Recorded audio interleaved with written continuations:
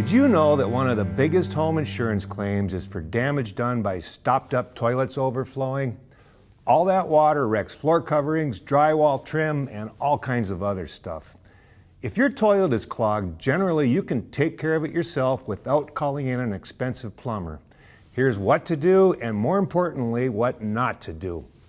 Start with interviewing the family.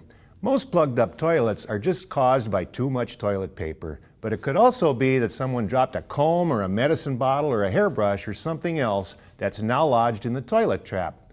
So talk to everyone to get the culprit to fess up. Then you'll know if the problem is something other than toilet paper. In fact, if your toilet plugs up all the time, there's very likely something down there that's reducing the flush volume and causing the problem. We'll talk about that a bit later, but for starters, have a little training session for your family regarding toilet smarts. First lesson, toilets are not garbage cans. Nothing but toilet paper and body waste should ever go down one. Lesson number 2, if the toilet is stopped up after flushing, don't cross your fingers and flush it again. Most likely the toilet will overflow. And lesson number 3, immediately reach behind the toilet and shut off the water supply if you flush and the water level starts climbing toward the rim. That'll prevent the toilet from overflowing, especially on older toilets with larger tanks. If the water level is high, let it sit for a while. If you try to plunge this bowl now, water will surge over the rim onto the floor.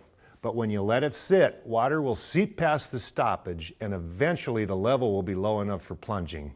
But if the level doesn't drop or you're in a big hurry, scoop out some water from the bowl to drop the level.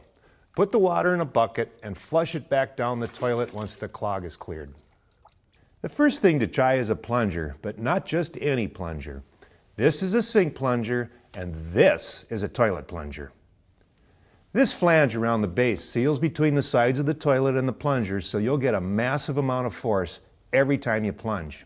A toilet plunger will almost always take care of a plugged up toilet. But start slowly. The plunger is full of air at first, so it'll blow water out of the toilet if you get too aggressive. Slowly build up to stronger and stronger pulses with the plunger. But if plunging doesn't do the job, it's time to bring in the big gun, a closet auger. You can buy a closet auger for around 25 bucks, and it's nice to have one on hand before you need it. It's different than an ordinary auger because it has a plastic sleeve that protects the porcelain inside the toilet from getting scratched. To use one, place the curved plastic part into the trap and then start twisting the handle as you feed the auger through the trap. When you feel it break through, pull it back out and try flushing the toilet. If none of these tricks does the job, you may have to pull the toilet. Most likely there's something stuck in either the 3-inch pipe leaving the toilet or in the toilet trap itself. Either way, with the toilet pulled, you should be able to access and remove whatever is causing the stoppage. But before you hassle with pulling the toilet, there's one more trick you can try, and that's a wet and dry shop vacuum. Stick the hose as far down into the trap as you can. It just might suck out whatever is in there that's causing the trouble. And if it doesn't, at least you'll get all the water out of the trap and you're ready to pull that toilet. Keep these tips in mind and a clogged toilet won't wreck your house or damage your bank account.